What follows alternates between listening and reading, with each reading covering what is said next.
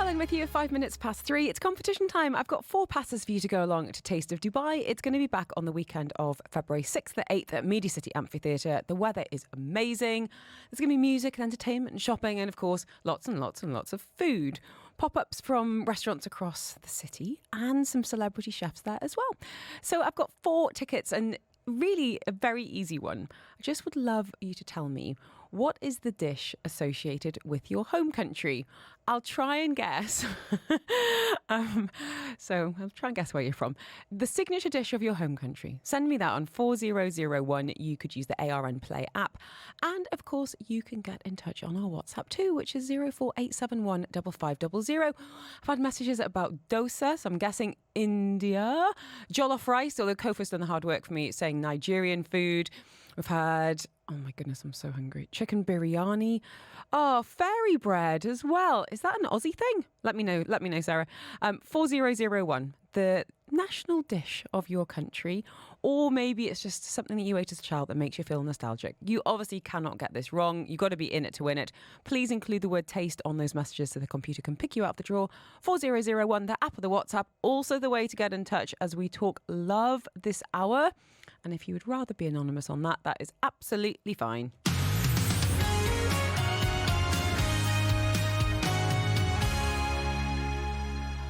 We're asking, why are so many people settling for subpar relationships?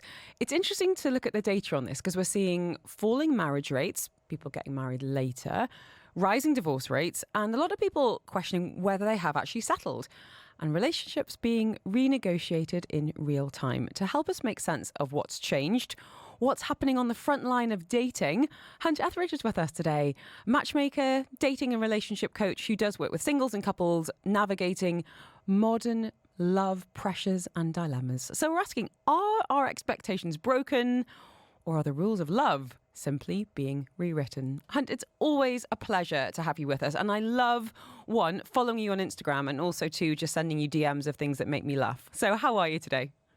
Oh, it's so good to be back. Thank you for having me. I always enjoy myself. Yeah, I love getting little like, what did Helen send me today? Who said something really interesting, you know?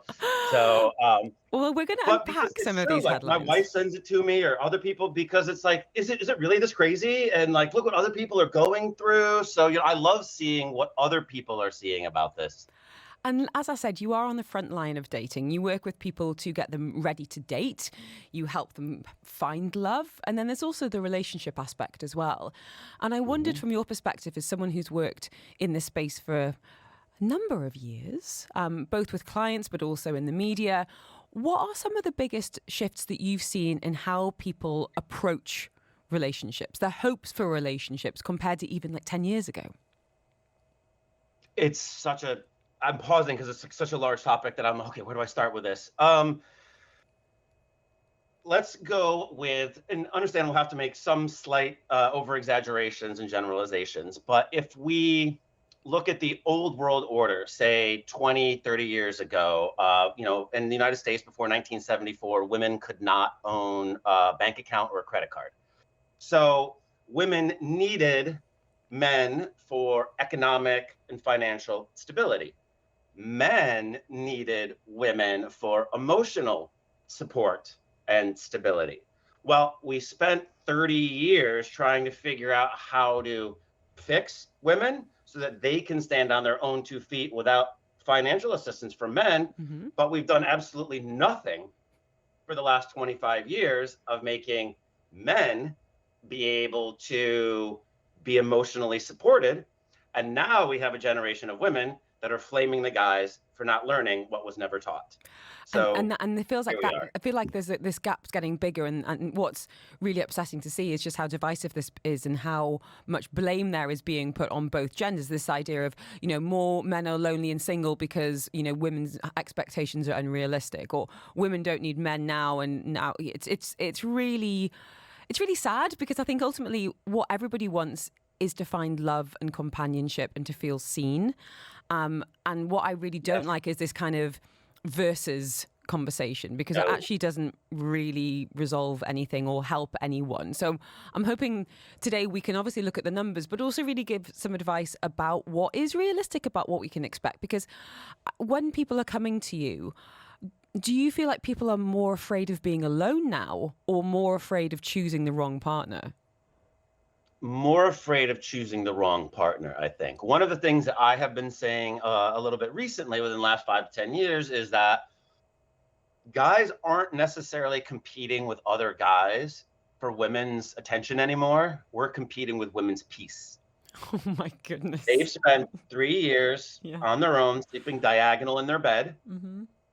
We come in, we have to add something to the relationship that is going to be better than what it was beforehand. Mm-hmm. And we've taught how to be competitive with other men. We have not been taught how to be an emotionally invested partner. It's challenging. And I will push back slightly on some of these articles, because all of these articles are written by who? Me, women.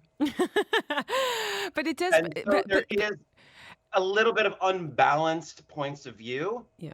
But the way that our society is kind of set up right now, if a man wrote an article about how crappy dating is, I don't think it would be received with the same grace that maybe a woman complaining about it is too. So I agree. It's not I think, lopsided. It's just one side maybe speaking a little bit louder than another. and not just being louder, but being better received. Because I think when women do write these articles, it's seen as a positive that women are more empowered and, guys, up your game, this is an opportunity. Whereas if a man was to write something very similar, it would be much more women blaming, I think. And as you say, it wouldn't be received as well.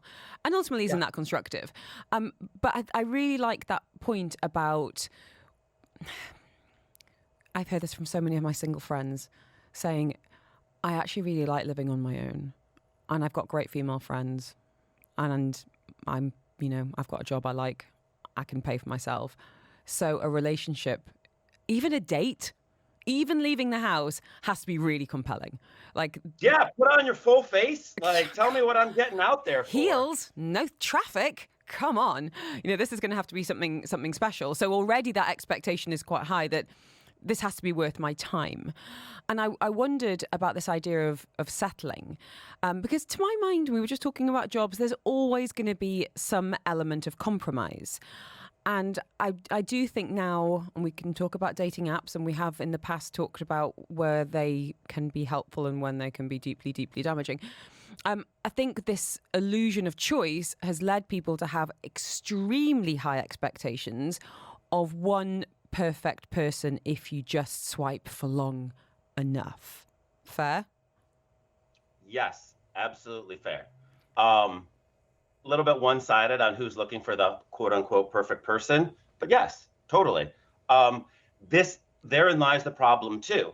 I approach everyone, and all of my clients, male and female, ask them this question as well too, but I find it's much, much, much, much harder for women. I say, what do you want? Because 20 years ago, what do you want? I want someone that can help support me, raise a household, marry, get kids. They do not have to be emotionally intelligent, et cetera, et cetera.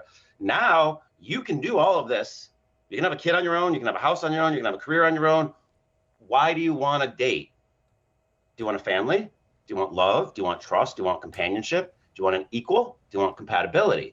And if we can start to unwrap which of these things are the most important first, then we can start to spiral out to start to try to find this person. It's interesting. We've had some great messages on this, Hunt. Some asking for your advice, some sharing their takes. Message saying this is absolutely on point. This needs to be replayed on loop. Whatever this guy is on point. We're in conversation with Hunt Ethridge. A message here saying, resettling. Many women's kryptonite is children. Many women will settle so they can have children and then they become trapped. Financially, a lot of women are worse off after divorce, and life as a single parent isn't easy. If you took kids out of the equation, I'm sure women would be pickier. It's a really interesting one, because I do wonder, Hunt, have you noticed any ages or stages, potentially life stages on both sides, where there is a stronger pressure to, I need to meet someone now? Like that old analogy of, you're the taxi driver and you're going to marry whoever's sitting, when the light goes on, who's in the backseat. I agree, but it's also kind of like saying, if we didn't have to breathe, swimming would be so much more fun. It's just intrinsic to the activity. So yes, there's a short shrift that the women have gotten on the, call it the baby window. And here's the thing too, 100 years ago, you had your babies and you died. So you're dead at 45. You didn't really have to worry about what was going to happen afterwards. Now, the man who may be the best father, maybe not be the best husband. The man who may be the best partner may not be the, and so maybe he was great in helping the raising. Now you're done with the raising and you're like, I don't want to live with you for 40 years. 40 years with this person now. So, fair point. Right. It is challenging. I do know that there are more options. They are challenging options. But for instance, one of my good friends that is a matchmaker, she decided to just have a child on her own. She was done trying to find a man that would love her for being a powerful woman that makes her own money. So she just said, F it, and decided to do it herself. We are going to keep Hunt Ethridge with us today. If you want to send me the word love, I'll send you his Instagram. He is dating coach, matchmaker, relationship expert. We've got some interesting data around what men are saying, talking about disillusionment around women's expectations. I want to talk a little bit more about apps and how that can make things harder as well. And we've got lots of messages come through both social media and 4001 talking about past relationships and how that can lead you to settle. So what model you've had of love. So I'm keen to get Hunt's take on that as well. As I said, if you want to get in touch, whether it's a dating dilemma or indeed you've got a story to share, 4001. Dubai Eye 103.8 traffic. Sponsored by Yas Island Abu Dhabi. Stay at iconic hotels and play at record-breaking theme parks. Book now on yasisland.com. Tell us, Jen Crichton, what's happening on the roads this hour? So many accidents. There are so many. Al Kamila Street at the moment, just off the junction with Al Khail Road. Hessa Street on the carriageway heading away from the coast. We've got an accident just before the race course. That whole stretch actually between Sheikh Zayed Road and Al Khail Road on Hessa is very slow moving if you're heading away from the coast right now. Also an accident just at the top of those two roads on the 311 southbound carriageway, so that whole area looking very busy. Sukim Street busy in both directions, and Sheikh Zayed Road as well. Both directions, pretty much the length of the city, is slow moving in places at the moment. The worst of it though is once we get north of the city. We have got one accident on the D75 and one on the D84, so they're both basically either side of a block in Oud Metha, at a standstill on the D83 in front of Festival City right now, and there is an accident in Festival City. We've also got two accidents sort of Clock Tower area and alongside DXB, very slow moving in front of the airport. The E11 Sheikh Zayed Road is incredibly slow moving northbound, and we've got an accident on the southbound carriageway in Sharjah. The tailbacks from that one are starting in the Hay Al Qasimiya area and going all the way back into the safe zone. On the 311, we have got one accident on the northbound carriageway just behind DXB, and then three on the southbound carriageway around the Sharjah border. Standstill in both directions there. The 611, we have got an accident on the southbound carriageway, two accidents in the southbound carriageway around the Sharjah Ajman border. And lastly, we've got an accident on the roundabout at the Al Khail Road around the Dubai Safari Park, also causing major tailbacks. If you see anything else that I've missed, you can let us know on the text 4001. But as always, please drive safely and please do pull the card over before you send any text messages. Thank you, Jen. This is Dubai Eye 103.8. And just a little reminder, it is going to be tomorrow, 2 o'clock, a brand new Eye on Education right here on Afternoons with me, Helen Farmer, with Repton School Dubai. And we're going to be talking about one of my favourite things, fostering a love of reading in your kids. So whether it is to share a bit of a kids' book club, what are your little ones enjoying, or you're feeling frustrated that they just would rather pick up the iPad, make sure you tune in from 2. This is Afternoons with Helen Farmer on Dubai Eye 103.8. Sponsored by the Ras Al.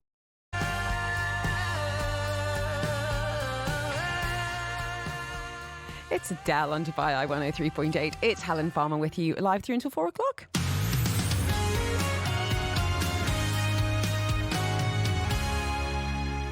Oh, we've had a lot of messages this hour. Hunt Ethridge is with us today. He is an international dating coach, a matchmaker, and is really on the front line when it comes to asking, what do you want from a relationship? It feels like there is a quiet anxiety that people carry, especially into their 30s and 40s, about whether they've A, chosen the right partner, compromised too much along the way, or if their expectations are just way too high. And as we said, it's not about blaming anyone. It's about getting an understanding of why so many of us feel this tension between longing and compromise. And there was a bit of data out of the UK. It was the Times. They reported the results of a poll of 2,000 British 18 to 45-year-olds, and it revealed that nearly half of men surveyed were so disillusioned by women's expectations that they were giving up on love altogether and opting to stay single. Almost half of men said they wouldn't bother with a relationship that involved self-improvement, compared to 33% of the women. Meanwhile, 41% of men said a serious relationship was too big of a financial commitment. So it is really interesting to see how, as you alluded to earlier, societal expectations have changed around what we want and why. And when we think about compromising, what are the things that you think people do need to compromise on when it comes to being realistic about a partner? I have 2 hours that I could spend on this topic. But at least one thing for me that I am annoyed with is the ick. Like, I went out with this great guy, but he uses his fork in this really dainty way, and it just gives me the ick, and I couldn't go out with him. Like, girl, come on now. Some icks are valid, okay? 100%. Like 100%. Being rude to wait staff, having really long fingernails, smoking, ick. I couldn't get past them. Yeah. Yes. There's a phrase about commenting on someone's physical appearance. Mm-hmm. If a person can change the thing that you're commenting on in 30 seconds or less, that's something that you could work on. Mm-hmm. Longer fingernails. If it's something like the way they view money, that is not something that is going to be able to be switched. Or they have messed up teeth. That's not something that's going to be able to be switched in 30 seconds. That's something you may have to take a bit of a longer look at. Can I just ask though, on something like teeth, something that is superficial but maybe important to you, I honestly feel like you notice those things less the more you get to know someone. Like on a first date, there might be like, oh gosh, I really didn't like his dress sense, or I don't know. I mean, I don't think women do. I'm trying to think of what would be an ick that you've heard from men? Like she did something, what would be an example, Hunt? There's an odor. Oh, there's an odor. Oh, that's important. See, all of this boils down to communication. How are you going to say in a first date, we'll have a second date, but could you have a shower first? There are a million ways to communicate these things. And it's just, again, women have been taught how to communicate better than men have, because men have been told it's not important. And so, where this community, basically everything is okay now. You want poly? Great. You want to have a throuple? No problem. Like, just talk to each other and figure out what you like. But I don't, go back to men again. We haven't been taught how to be vulnerable, to know what feelings are, to share your feeling, to have a support system. And even if we do, sometimes women say they want us to open up, we do open up. And then the women are like, I don't like that. That gave me the ick. Right. And then so the man's like, fine. No more. Never again. Never again. Okay. Never. Well, we are going to go to the text line. Hunter Ethridge is with us today. We've got messages about modelling love. We've had messages about society still values having a partner over choosing the right one. So people end up in situations they're not happy in. We're going to be hearing from author Laurie Gottlieb. She wrote a book called Marry Him: The Case for Settling for Mr. Good Enough. And she says a couple of simple questions can determine what you should compromise on. Your ARN News. The UAE Aid Agency has pledged. The UAE's #1 talk radio station. And it's your last chance to tell me the national dish of your home country. Do that on 4001. And, well, one, I'll try and guess where you're from. I don't think I'm doing terribly well so far. But more important than that, you are in the draw to win 4 tickets to go along to Taste of Dubai. It's going to be back at the Media City Amphitheatre from February 6th to the 8th. There's pop-ups from 16 and counting of the city's best restaurants, celebrity chefs, workshops, loads of shopping, live entertainment and more. So send me the name of that dish plus your name, of course, and the word taste to 4001. We'll pick a winner very soon indeed. George saying kosheri. I think that's Egyptian. There's like lentils and pasta. We've had messages about biryani. Nasa, thank you. That sounds delicious. Alfred. I don't even know how to pronounce this, Alfred. Never mind where it's from. Multishen? I'll Google it. But you're in the draw, more to the point. Let me know the national dish of your home country, and you'd be going along to Taste of Dubai with 4 tickets.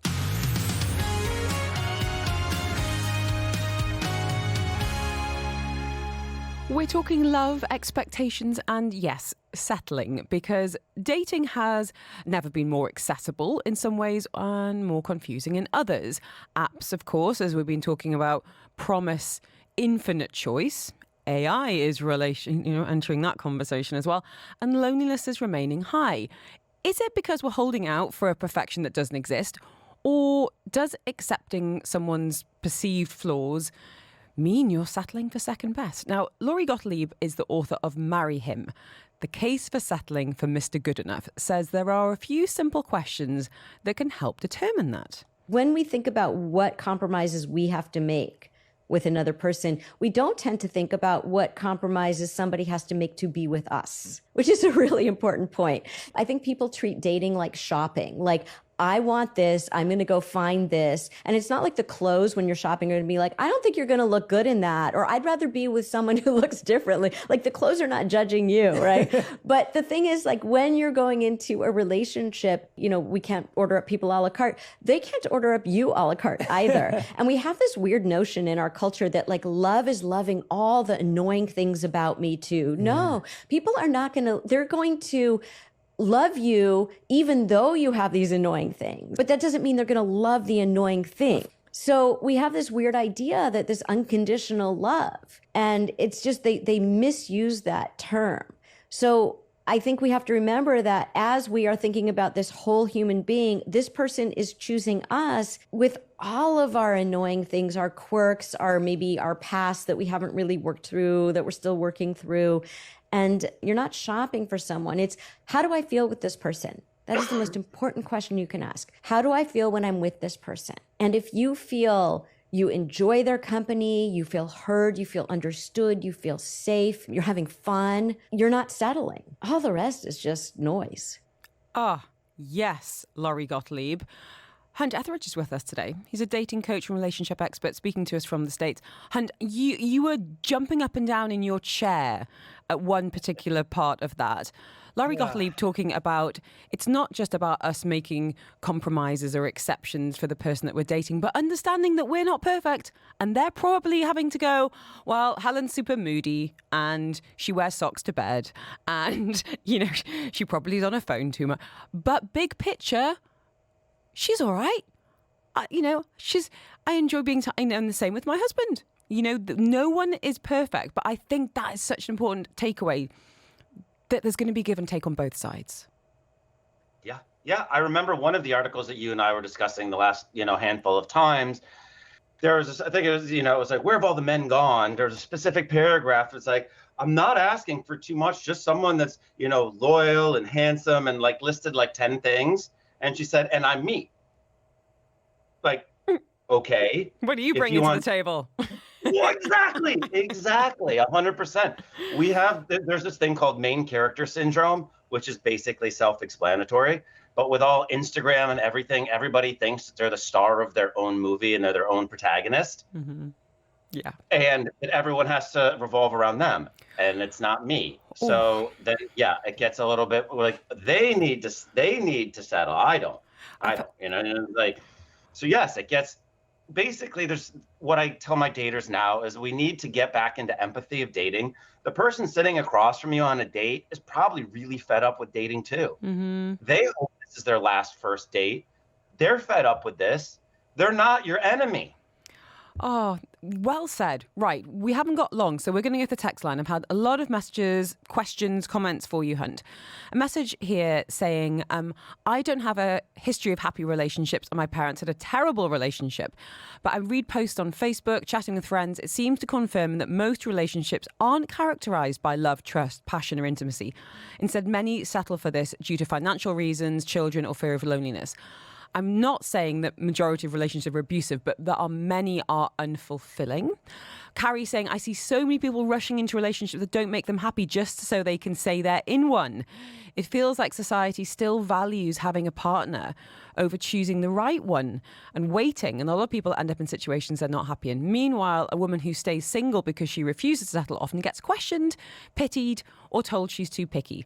So thank you for that, Carrie. We've had a question here, well, actually more of a comment from Diane saying, I love being in a relationship, but like Hunt says, only with a man who enhances my life, not detracts from it.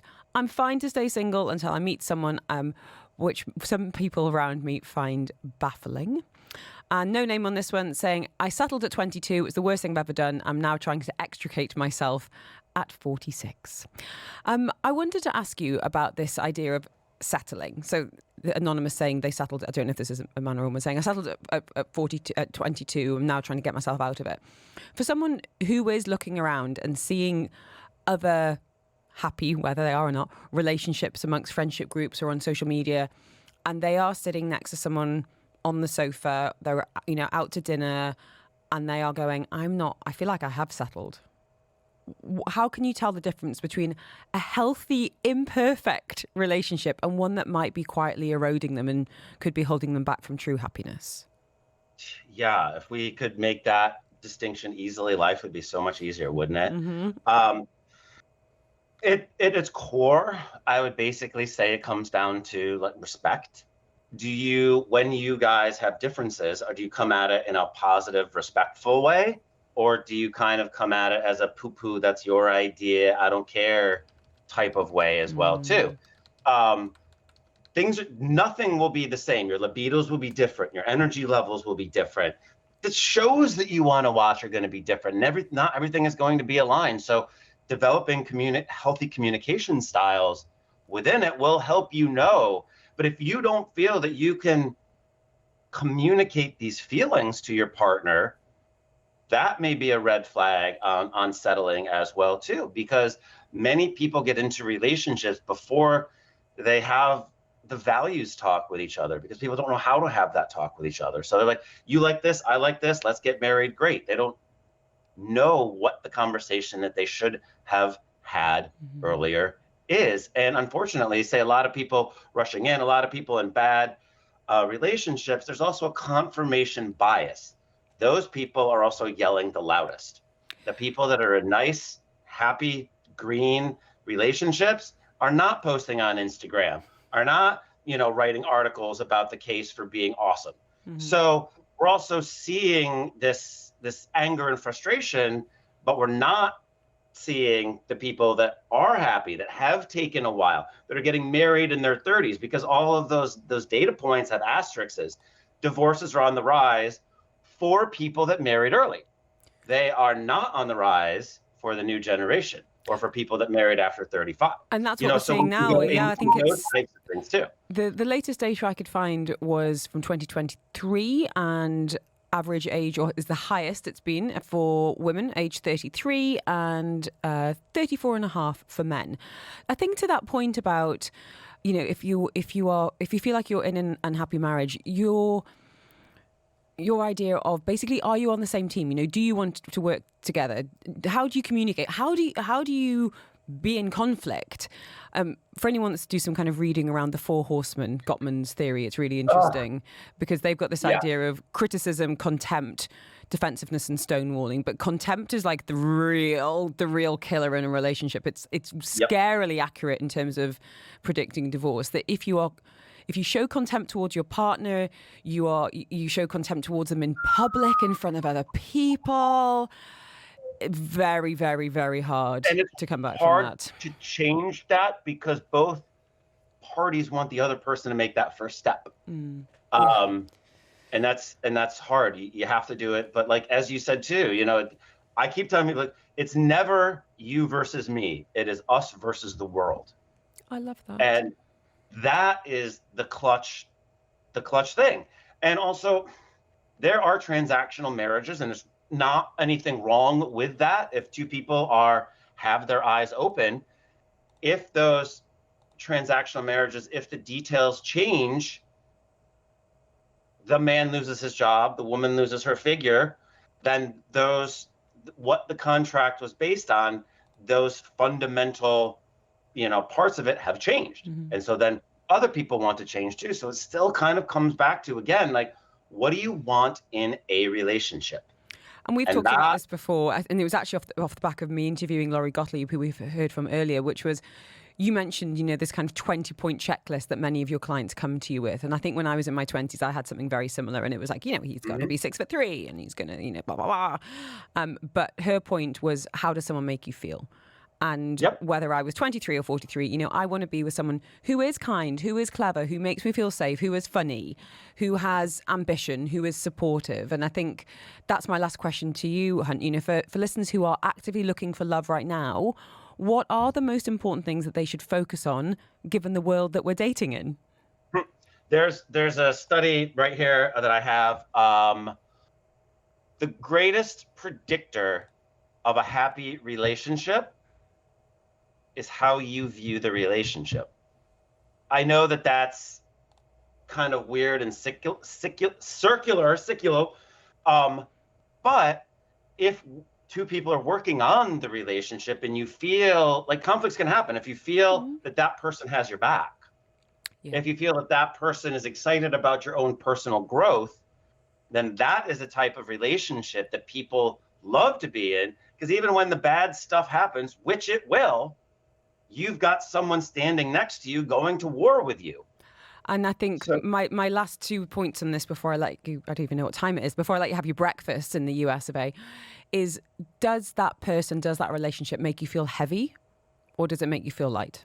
That's, and I think about that, about jobs, about countries, about friends. Does it drag you down and make you feel negative, or does it make you feel hopeful? And also, to anyone young listening today, to think that once the ring goes on the finger and once you get married, the hard work stops. No, it's just a different kind of work. And I still have one point too. Men, you need to ask yourself, what are you bringing to the relationship? Being a man, according to Professor Scott Galloway, is adding surplus value and being generous.